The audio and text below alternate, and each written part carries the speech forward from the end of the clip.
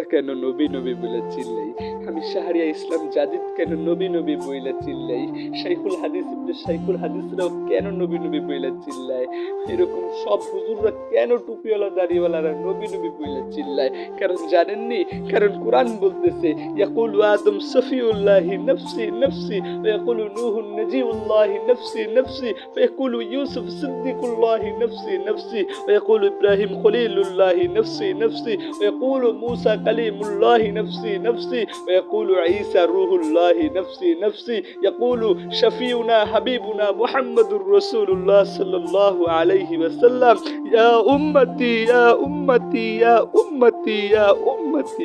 কিয়ামতের ময়দানে আমার বাবা আমাকে যখন ত্যাগ করবে, আমার মা আমাকে যখন ত্যাগ করবে, আমার কলেজের ভাইটা যখন আমাকে ত্যাগ করবে, চিনবে না চিনবে না চিনবে না, সবাই বলতে থাকবে নফসি নফসি নফসি।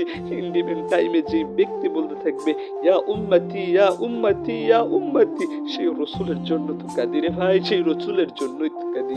এজন্যই তো বলি পা দুটো আগাইয়া দেন, আপনার পায়ে হাত রেখে বলি এরপর দাড়িটা কাইটেন না, চুলের মধ্যে রসুলের সুন্নাহ স্টাইলটাকে নিয়ে আসেন। নেইমার মেসি ইহুদি নাস্তিক মুরতাদদের কাঠিনগুলো দিয়েন না, মুহাম্মাদুর রাসূলুল্লাহর কাটে দেন চুলের মধ্যে, জিন্দেগি বদলে যাবে। কদমে আল্লাহর কদমে সেজদা দেন, জিন্দেগি বদলে যাবে।